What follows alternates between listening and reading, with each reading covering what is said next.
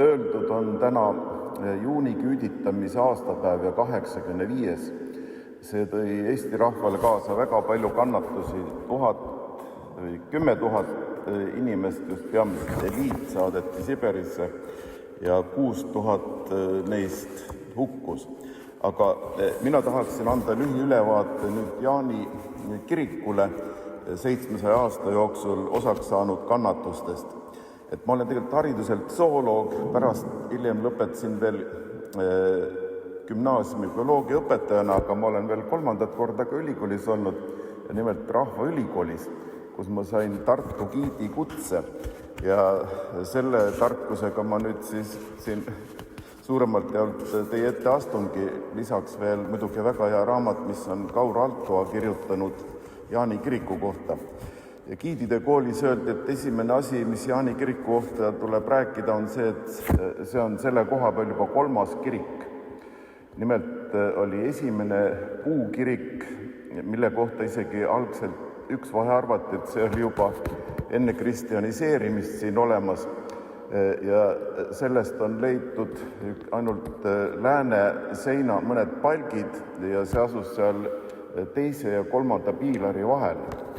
Ja on radiosüsiniku meetodiga mõõdeti ta vanust ja see tuli kuskile 12. sajandi keskpaika, et juba tõesti enne kristaliseerimist, aga radiosüsiniku meetod siiski nii täpne ei ole ja hiljem on ikkagi selgunud, et see oli ikkagi ristiusu ajal juba ehitatud.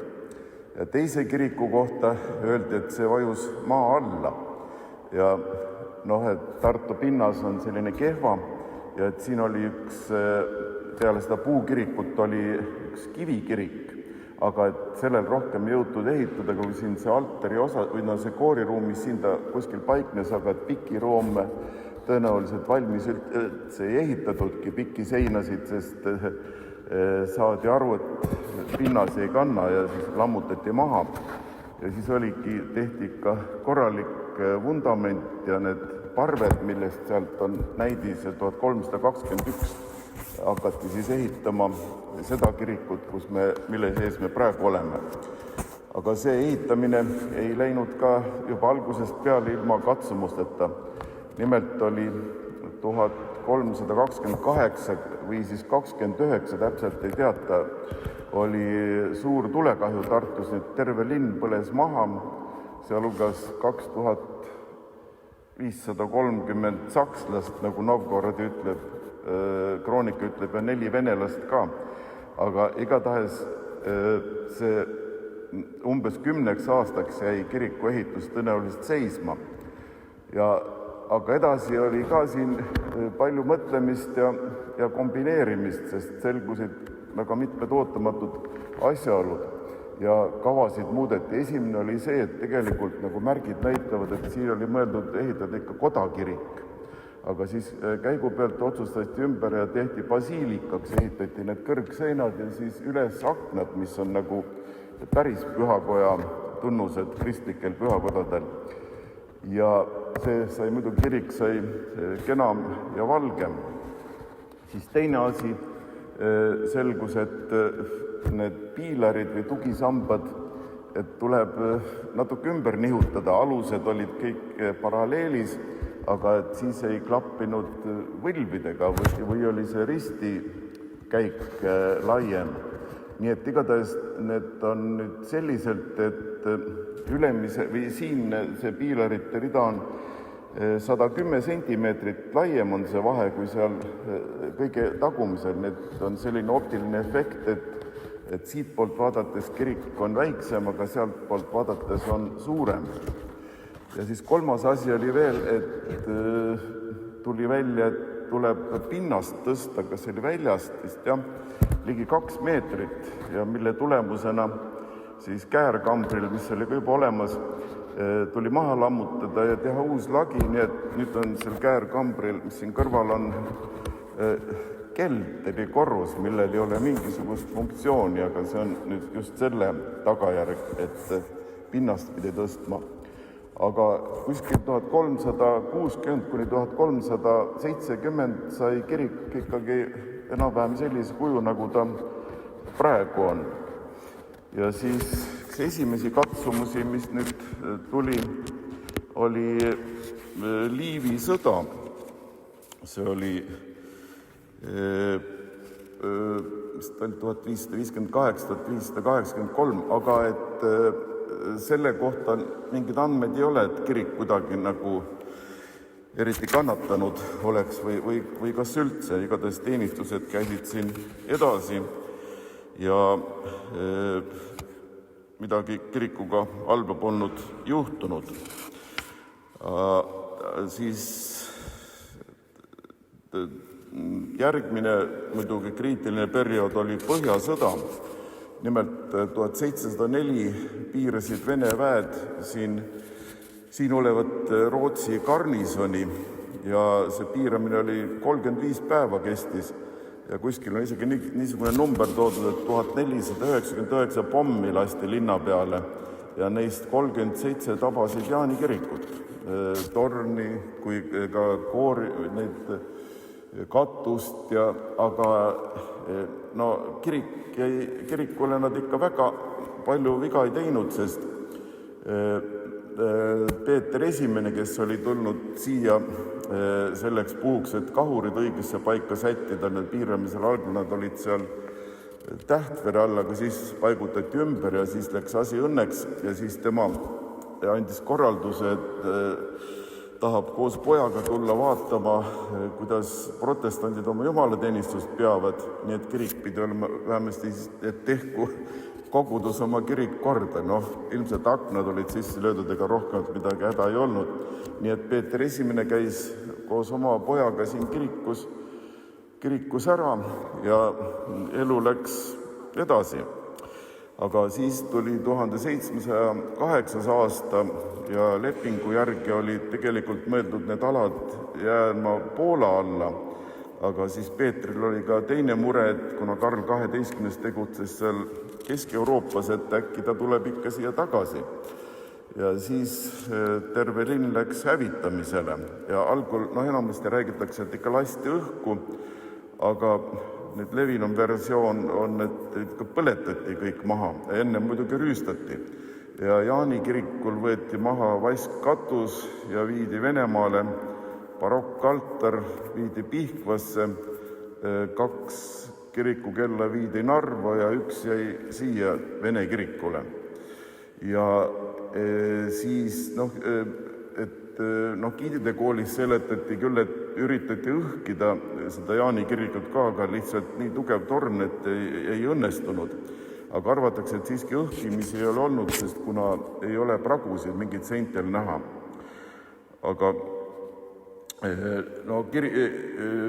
Tartu linn oli praktiliselt hävitatud ja elanikud küüditati Venemaale ja siis Jaani kogudus umbes 20 aastat pidas oma jumalateenistusi hoopis kuskil linna servas Jaamamõisa küünis. Siis aga ja linnal oli nüüd otsustada, et väga vaene aeg ja nimelt seal ülikooli kohal oli veelgi suurem kirik, see oli Maarja kirik ja siis otsustati, et taastame ainult 1 kiriku ja Maarja kirik jäi varemetesse ja selle materjal muidega vanasti midagi kaotsi ei lastud. Sellest materjalist on ehitatud püssirohukelder, kui tehti siia kindlus. Aga siis 1724 siis sai kirik kroonult raha korda tegemiseks ja paarikümne aastaga tehti korda. Isegi see altar saadi sealt Pihkvast tagasi ja tänu sellele pääses maha põlemisest, muidu kuna kirik ju põles tühjaks. Aga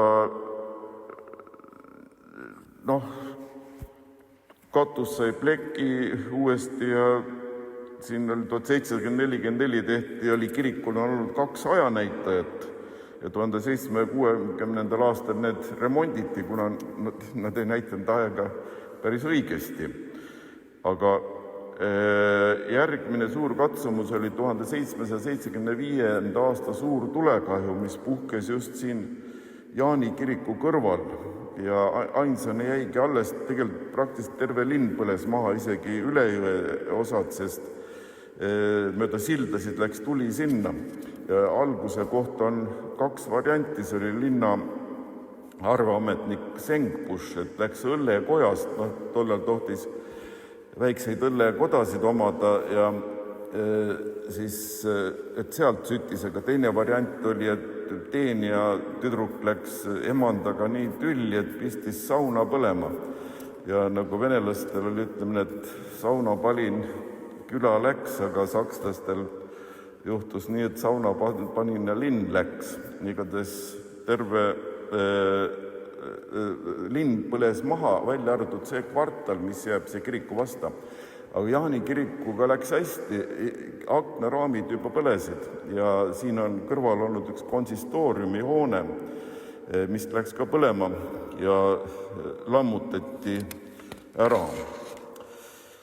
Ja siis tuli 1820. ja 1830. aastad, kus sooviti muidugi kõige paremat, aga suur remondi käigus, aga ei kukkunud kõige paremini välja. Nimelt tuldi sellisele mõttele, et üks õige korralik kirik peab välja nägema nagu Kreeka tempel. Ja siis kõik need, mis seintest välja ulatusid, need terrakotad, nagu siin nende piilarite peal on näha, need raiuti kõik maha. Ja siis, mis seina sees olid, seal üleval on näha, need müüriti kinni.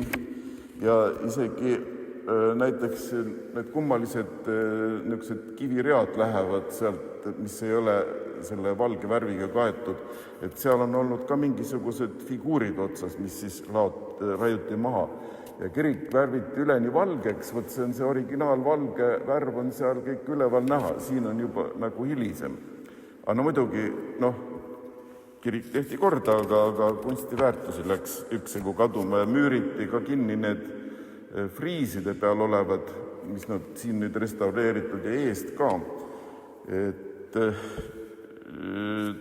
selline asi juhtus kirikuga. Siis tuli esimene maailmasõda, et see nüüd Jaani kirikut ei puudutanud õnneks ja Tartut ka ei puudutanud minu teada.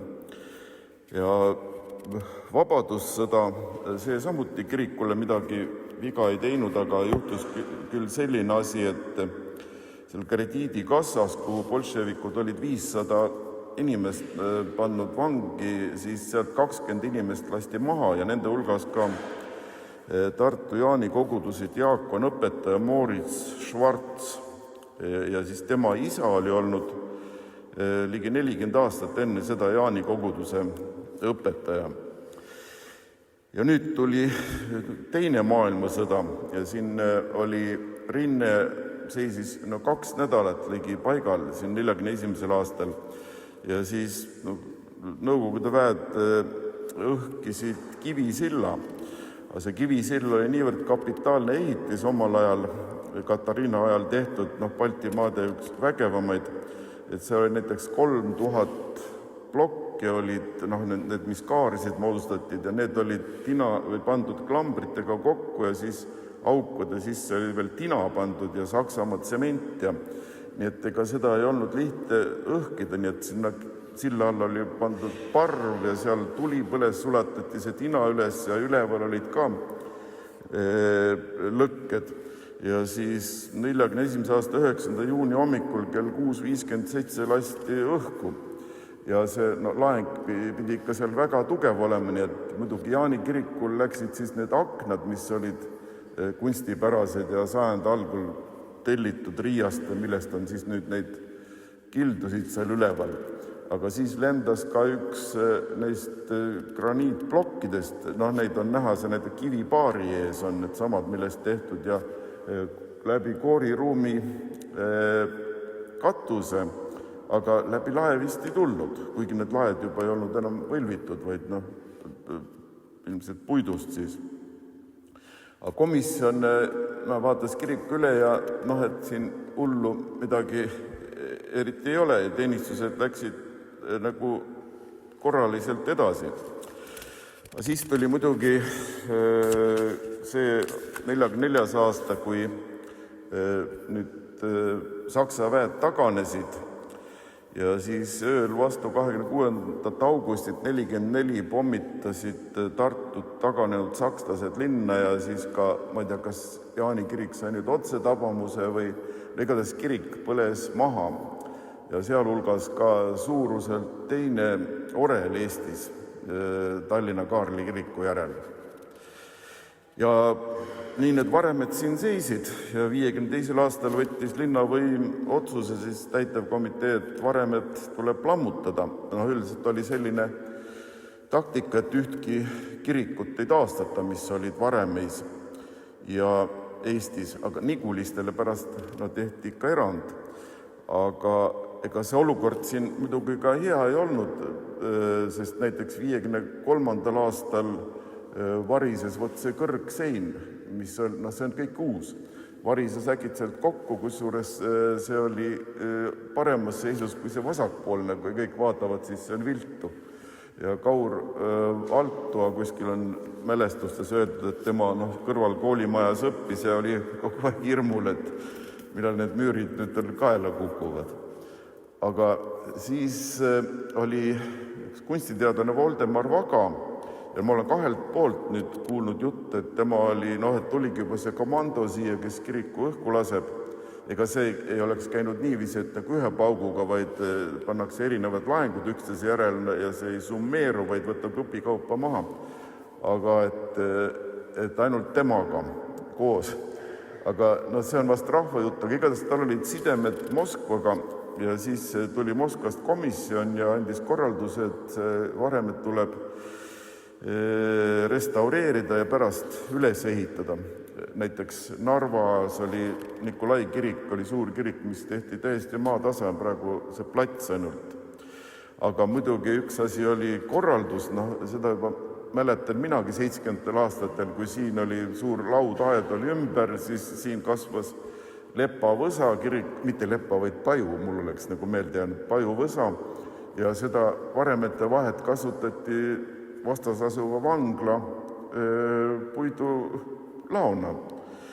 Aga kuidagi läksid ikkagi asjad edasi, nii et 89. aastal algasid kiriku restaureerimistööd ja seda just ka meie kauaegse liikme Uudo Tiirma juhatusel. Need rahad ilmselt tulid Moskvast ja kasutati Poola ehitajaid, see oli Budimeks, neil oli 2 maja siin, kus nad lausa elasid Tartus, et ennem olid nad Tallinnas töötanud. Ja 97. aastal, nagu teada, taastati kogudus, 99. aastal tõsteti paika tornikiiver, ma olin ise ka siin vaatamas ja see õnnestus kohe esimesel katsel. Ma ütlen seda sellepärast, et paljud on Paides käinud arvamusfestivalil, see vallitorn on ka tegelikult taastatud. Ja siis, kui oli katuse peale tõstmine, siis telliti Tallinnast Pekka Niska ja pool linna oli vaatamas, aga pool meetrit ei puudu. Ja siis tuli järgmisel päeval uus Pekka Niska, see tõstis selle katuse üles. Ja restaureerimistööde lõpuks oli, kui kirik õnnistati sisse, oli 29. juuni 2005.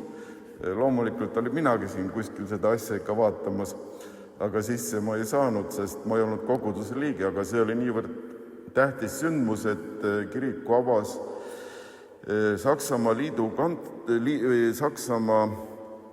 liiduvabariigi president isiklikult oli, siin käis Horst Köhler käis kohal ja seejuures väikse kõrvalviitena ütlen, et minu oma kursusekaaslane Toomas Stiivel oli siis Välisministeeriumi protokolli ülem ja tema näitas, kuidas istuda ja kuidas astuda. Seal väljas nägin alt seda. Aga mina siis veel koguduse liige ei olnud, aga palju ei olnud ka puudu, ainult pool aastat. Et ma olin, nagu ma juba mainisin, sattunud teist korda ülikooli ja õppisin gümnaasiumi bioloogia õpetajaks ja Miina Härma gümnaasiumis ja siis juhendajaõpetaja jäi haigeks ja mul oli 26 tundi ja mul ei olnud ühtki vaba päeva ega midagi ja siis ma vaatasin, et üks päev ka, kus saaks natuke kauem magada, ma käisin siis Peetri kirikus. Aga siis sain linna pealt, et pühapäevgi ja siis sain linna peal teada, et Jaani kirikus, et siin on palju intelligenti, et need ei saa hommikul nii vara üles, et teenistus hakkab kell 11. Ja siis ma siia tulin ja viima siia Eingi.